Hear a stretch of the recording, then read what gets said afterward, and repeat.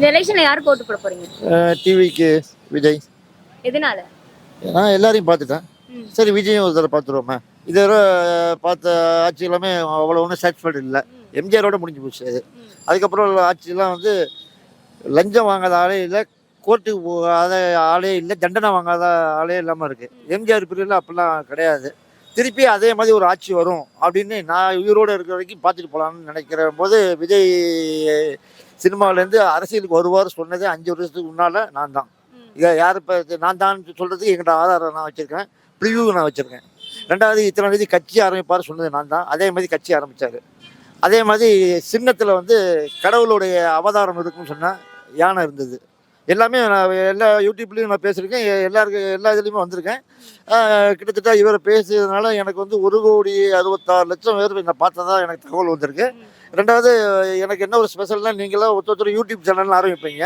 என்னை பொறுத்த வரைக்கும் நெல்லை கஜேந்திரன் டைப் பண்ணிட்டீங்கன்னா போகிறோம். என்னுடைய இதுவரை இப்போ உங்கள்கிட்ட நான் பேட்டி எடுக்கிறது வரைக்கும் என்னுடைய ரசிகர்கள் பார்க்கலாம்.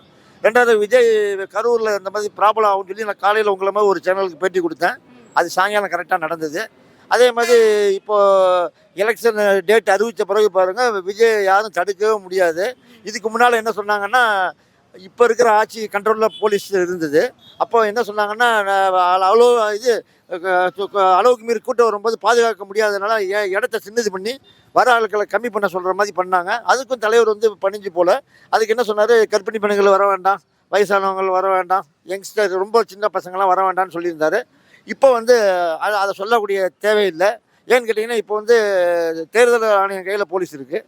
இப்போ அவங்க வந்து இவருக்கு எவ்வளோ பேர் வந்தாலும் ஸ்ட்ரென்த்து கொடுக்குற அளவுக்கு இப்போ அவங்க வலுவாக செஞ்சு கொடுத்துட்ருக்காங்க. அது வந்து மாற்று கருத்தே கிடையாது. அப்போ இவங்களால செய்ய முடிஞ்சதே போன ஆட்சியில் செய்ய முடியல, முதல்வரால் ஏன் செய்ய முடியல? அதே அவர் கையில் தானே போலீஸ் துறை இருந்தது. ஏன் இப்போ அவர் திருச்சி போனார், இப்போ சுற்றுப்பயணம் மேற்கொண்டு தான் இருக்கார், எந்த பிரச்சனையும் இல்லையே. இதுக்கு முன்னால் வேணுண்டே சாவடிக்கணும், மக்களை சாவடிக்கணும்னு தான் நினச்சாங்க. விஜய் சாவடிக்கலை, விஜயுடைய ரசிகர்கள் இல்லை, தேவையில்லாதவர்கள் உள்ள பூர வச்சு தான் நடந்தது தவிர இல்லாட்ட நடத்துறதுக்கு வாய்ப்பே இல்லை. இல்லை, மக்கள் வந்து இன்றைக்கி வந்து ரொம்ப கேஷுவலாக தான் இருக்காங்க. போனோமா தலைவரை பார்த்தோமா வந்துடுவோமான்னு வராத, சும்மா ஆர்ப்பாட்டம் பண்ணி ஐச்சாட்டியம் பண்ணி அந்த மாதிரிலாம் பண்ணுறதுக்கு வாய்ப்பே இல்லை. 2வது பெண்களுக்கு உண்டான இப்போ அவருடைய தேர்தல் வாக்குறுதிகள்லாம் கொடுத்துருக்கிறாரு. அதில் வந்து நடைமுறைக்கு உண்டானது தான் கொடுத்துருக்கிறாரு, நடைமுறைக்கு இல்லாதெல்லாம் கொடுக்கல. ஒருத்தர் என்ன கேட்குறாங்க, ஒரு தாலிக்கு தங்கம் எல்லாம் ஒருத்தர் போட்டாங்க. இவர் என்ன சொன்னார், குழந்தைக்கு மோதிரம், பிறந்த குழந்தைக்கு தாய்மாமன் சீர்னார். ஏன்னா குழந்தைக்கு என்ன 1 பவுன் மோதிரம் போட கண்டிப்பாக கிடையாது, 1 கிராம். அந்த கைக்கு 1/2 கிராம், சின்ன குழந்தை கைக்கு 1/2 கிராம் தான் வரும். அது பெரிய அமௌண்ட் ஒன்றும் இல்லை. ஏன்னு கேட்டிங்கன்னா, இருக்கிற ஆட்சியாளர், இப்போ இருக்கிற ஆட்சியாளர், இதுக்கு முன்னாடி இருக்கிற ஆட்சியாளர்கள்லாம் போய் வீட்டை சோதனை பண்ணி அடித்தோம் ரைடு பண்ணோன்னு வைங்களேன், அந்த காசே மக்களுக்கு தாராளமாக அவர் செய்யலாம். இப்போ மகளிர் தொகைன்னு ஒன்று கொடுத்துக்கிட்டு தானே இருந்தாங்க. ஆமாம், அப்போ அவங்களும் கொடுத்து அதையே தானே இவரும் ஃபாலோ பண்ணுறாரு. அதை ஃபாலோ பண்ணல, அதையும் ஃபாலோ பண்ணல, கூடுதலாக வேணும்னு சொல்லி கொடுக்குறாரு. கூடுதலாக தான் கொடுக்குறாரு, குறைக்கல. அவர் என்ன சொன்னாருன்னா, இலவசம் ஏன் இது இலவசம் சொல்லலை. இது வந்து நீங்கள் ஒரு நிமிஷம், இது வந்து அரசியல்வாதியாக பார்க்கல, குடும்ப நண்பரோ என் குடும்பம் என் தங்கச்சின்னு பார்க்குறாரு. நீங்கள் ஏன் அரசியல்வாதியாக அவரை பார்க்குறீங்க?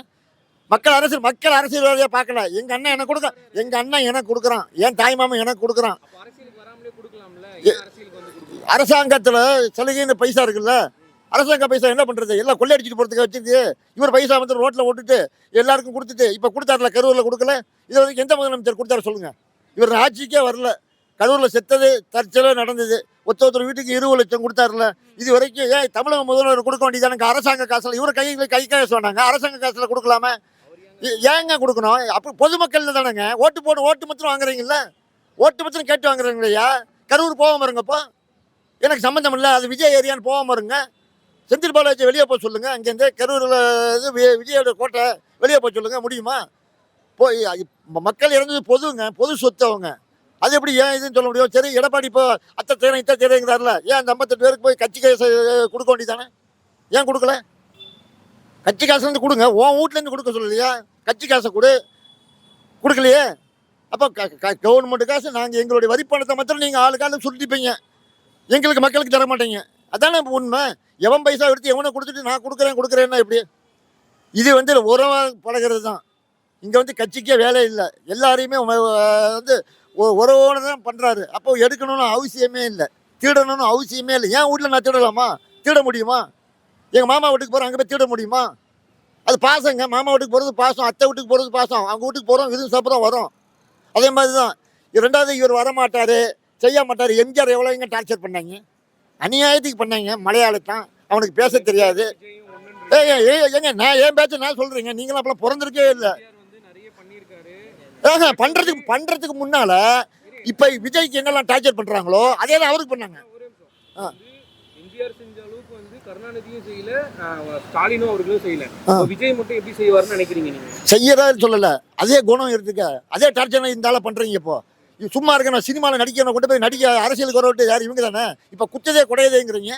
இது இப்போ என்ன குடைச்சல் கொடுக்குறீங்களோ, இது 26 ஜெயிச்ச பிறகு டபுள் மடங்கு இருந்தாலும் குடைச்சல் கொடுப்பான். ஏன்னா அவர் டேட்டா பிரச்சனை நான் கணிச்சவன். அவர் தேதி 22ஆம் தேதி, கூட்டம்னா 4, புரிஞ்சுட்டீங்களா? அதே அப்படியே திருப்பி போடுங்க. 718ன்னு வரும், அது நரேந்திர மோடி நம்பரு.